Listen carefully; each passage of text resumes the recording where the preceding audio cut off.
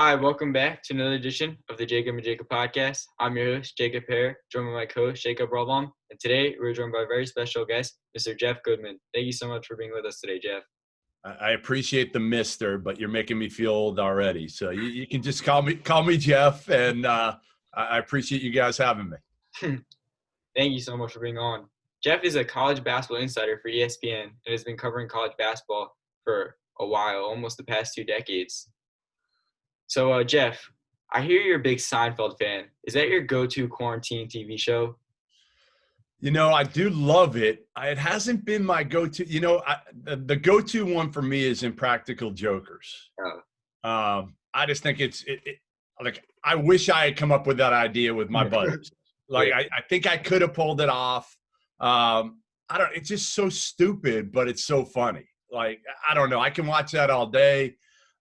Both my wife and daughter like it as well. My parents hate it. They think it's stupid, but I don't know. There's something about it that's funny. Like they do the dumbest things, but they do everything. So I would go with Practical Jokers ahead of Seinfeld and trying to think, you know, we've like run out of good shows. Yeah. You know, like I love Ozark. Oh, I love Ozark. Yeah, we just run out of really good shows because, again, we've been stuck inside for so long. And we're trying to think of ones that my daughter would like that we watched, you know, like a 24 or a Prison Break or Sopranos. But I don't know if she'd like any of those. I got to say, is Ruth your favorite in Ozark? She's awesome. That character, yeah, her character is phenomenal. Yeah, I would think, yeah, no doubt. She's pretty good. She's tough as nails with the cartel. Yes, no doubt. When she kicked the other guy in the ball and threw him in the water. Oh, Frank Jr.? Yes, that was good. So let's get right into it. Jeff, how did you get into the college basketball world? I got lucky. So I knew I wanted to do this when I was younger. I was interviewing NBA players when I was your age. Oh, wow. And it kind of turned into, you know, I just started interviewing athletes and writing freelance stuff for newspapers, doing internships. And then I kind of lucked into getting into recruiting and was covering college basketball recruiting and working for a company called Scout. And then Fox bought Scout. And I begged the editor at Fox to let me write a column once a week for $50 on college basketball. So that turned into kind of a full-time deal. I was covering recruiting and college basketball at the same time for a couple of years for Fox and Scout. And then it turned into a full-time gig at Fox, then went to CBS, then went to ESPN, and now I'm at Stadium. So I've kind of bounced around a bunch, but I've been pretty fortunate to really never have to work for a living, in my opinion. I mean, you know, you guys know. I mean, this is pretty easy. You know, I'll have my days where I'll wake up and be like, oh man, I don't feel like doing that. And then I catch myself. I'm like, wait, I could actually have to work a job like many people that don't want to go to work every day. So who's the best interview you interviewed when you were a kid? Oh boy, who is the best interview? That's a great question. Oh boy. I might have to get back to you on that one. Like I can go through good guys now. It's a little bit easier, kind of out of sight, out of mind as a kid. You know who's really good? I don't know if you guys know Nolan Smith. Nolan Smith used to play for Duke. Now he's a director of basketball operations at Duke. His father, a guy named Derek Smith, late Derek Smith, who passed away, was an unbelievable interview. I remember having lunch with him when he came to Boston, playing against the Celtics one year. And he just had lunch with me. And I was, again, about your age. And he spent the time with me and, you know, I interviewed him. But it was more than that. He gave me a lot of advice going forward. So I always kind of remember that one. But guys now, you know, George Niang's great. Yeah. One of my favorite guys to talk to. Pat Connaughton, another one. They're both from around here in Massachusetts. So I've known those guys for a long time. Those would be a couple that stand out right now. Well, let's get into this past season of college basketball. So unfortunately, March Madness canceled due to the whole coronavirus thing. But had it been played, what were a few teams that you sort of had your eye on that you thought were maybe the favorites going in? it was so wide open. I mean, you look at it and you're like, all right, everybody, Kansas was a team that I think going into the tournament, most people were going to be, kind of putting their money on. But I'm not sure I trusted them completely either. I mean, they had a good point guard in Dotson and a good big man in Doak, and Marcus Garrett could really guard. So I'd say they were in the mix. But I think it was going to be somebody to kind of not come out of nowhere, but I don't think it was going to be a team that was favored to win it all. I thought Creighton would have had a shot if Marcus Zagorowski had stayed healthy, but he had the knee injury and he wasn't going to end up playing in the NCAA tournament. Trying to, Dayton, I wasn't a big buyer in Dayton winning it all, to be honest. I felt like the A-10 was weak and it would have caught up with them a little bit in the NCAA tournament. I like Baylor.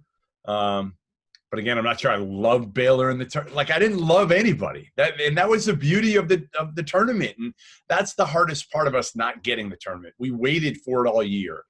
And the diehard fans like us, we love the regular season. I thought it was really fun, different, because you didn't have Duke and Kentucky that were dominant, but you were waiting for the NCAA tournament because you wanted the country to kind of grab on to last year's college basketball season, and they didn't really do it.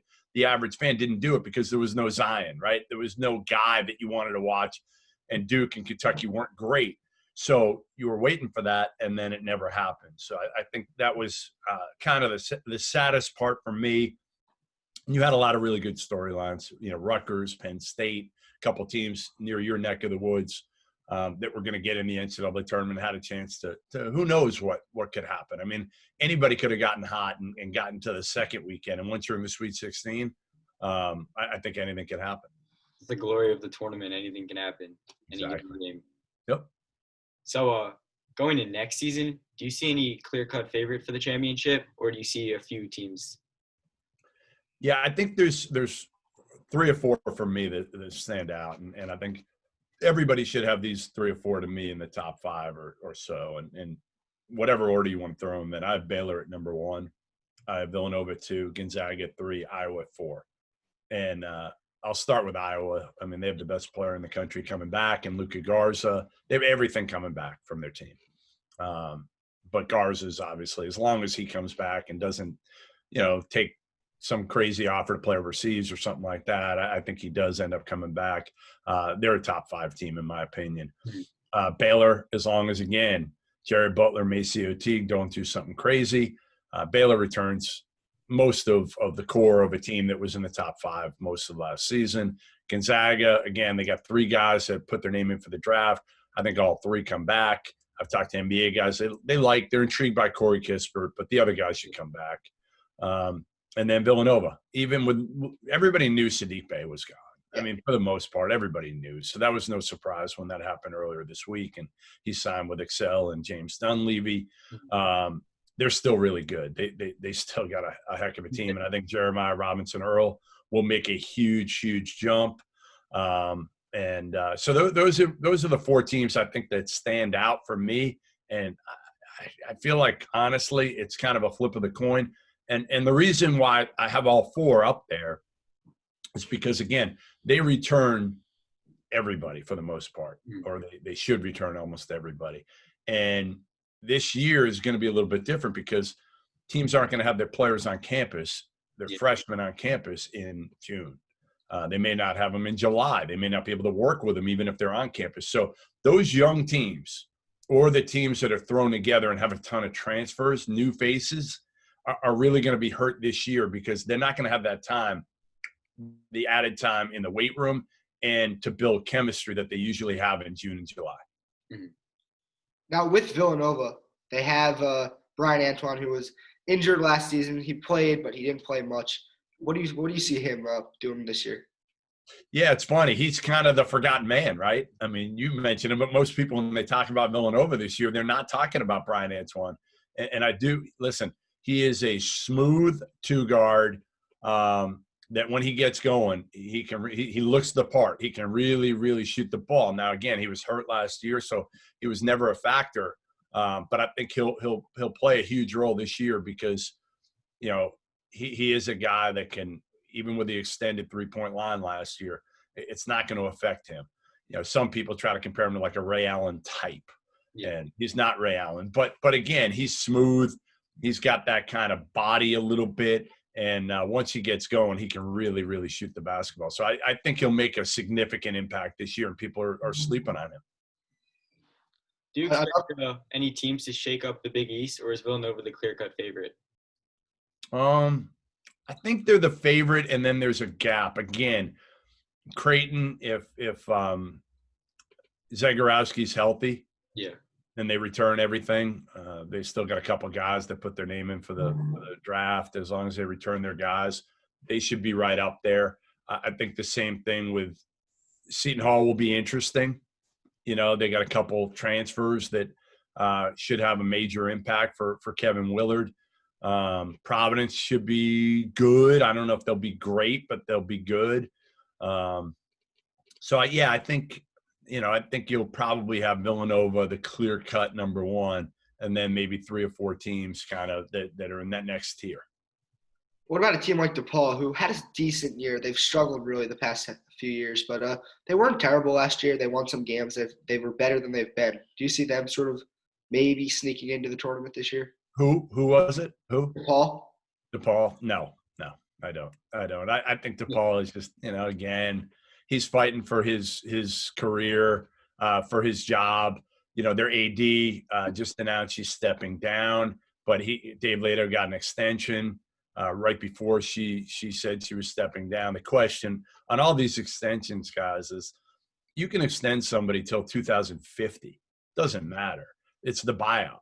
So whatever that buyout number is, if it's only $500,000, DePaul could fire him, probably not tomorrow because we're still in a pandemic and they're not going to want to pay out that money. But they can afford to pay out if it's a reasonable amount of money in a year.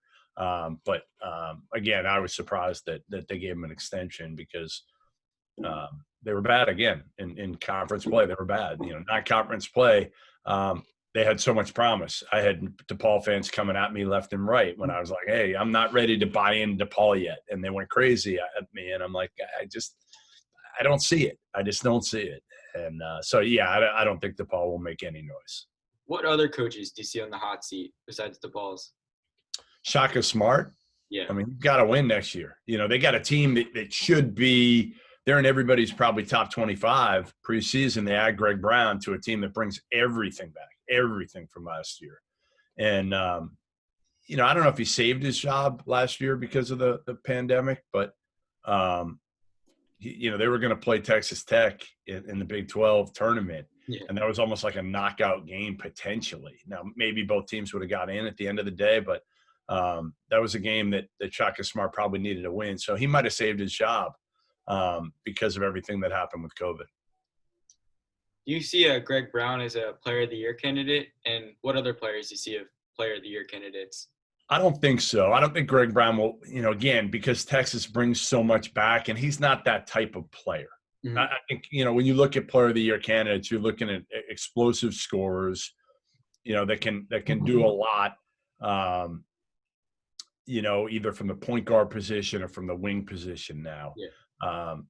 I'm trying to think of who I would say who's going to be. Hold on, let me see who I would have like as a Player of the Year type candidate. I mean, you look at it and you're looking at guys from top teams, right? Like Jared Butler.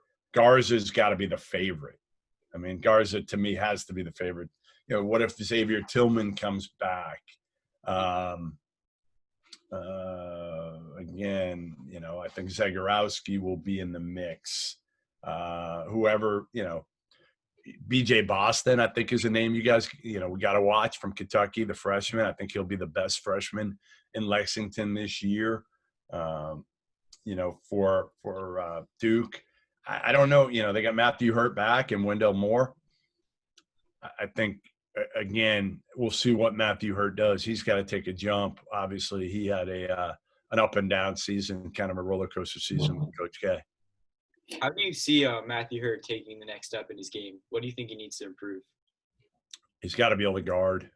He's not going to be a great defensive player, but he's got to be able to guard and not hurt them on that end of the floor because he can obviously shoot the ball. I think he's better at putting on the floor than people give him credit for. But ultimately, he's got to get stronger and not be a liability on the defensive end. Now, for next season, well, what's an maybe not a single one, but a few under the radar teams that you think are going to be better than people are expecting? I'll give you the ones that I have way higher than other people. I mean, I have Texas Tech higher than everybody because I just trust Chris Beard more than everybody. And you should trust him. I mean, the dude went to an Elite Eight and a championship game in Lubbock, and he's had to revamp his team every single year. I think Richmond is a team that people need to really look at this year. They return everything. They're older, a lot of fifth-year seniors on their team, and they've got talent. I think Rutgers is a team. I got them 14. That's higher than most. But again, a team that returns the core of a group that was pretty darn good last year. The team I'm probably higher on than most is, and maybe I should learn, Alabama. Now, it depends on John Petty coming back, but I think it's going to be very, very interesting. I love Herb Jones as a great defender, but Javon Quinterly, who's, again, from your neck of the woods and was a train wreck at Villanova, does he buy in? Does he I think the system will benefit him. They love playing up and down. He'll have the ball in his hands. He'll be able to play through mistakes. He was never able to do that at Villanova, and I don't think he ever really wanted to. It was hard for him with everything that kind of happened. With Arizona. With the whole Arizona deal. I just think his head was so messed up that it was hard for him to focus while he was at Villanova. Well, before we let you go, you are an Arizona alumni. Do you still root for them and cheer them on during the season? I do not. I grew up kind of knowing this is what I wanted to do, so being objective. And while I was a student there, I cheered for him. And even after, when a little bit after when I graduated, before I got in the business and was covering college basketball, I was able to cheer for him. But, I'm kind of old school in that. Yeah. So I most Arizona fans don't like me. They think I'm probably too tough on them. But I'm objective. I'm objective with kind of everything I do. You try to be when you cover sports. And I think, unfortunately, we've got away from that a lot now, where guys are cheerleaders instead of trying to be objective. And not just in sports. I mean, you see it in politics now, where there's not a lot of objectivity anymore. And I think that it's something that we need to try to get back. Yeah, I agree for sure. Yeah, thank you so much for joining us today, Jeff. You can check Jeff's Twitter out at Goodman Hoops, and you can check him out hopefully during this college basketball season on ESPN. Thanks for having me, guys. Appreciate it. Thank you. Thank you again.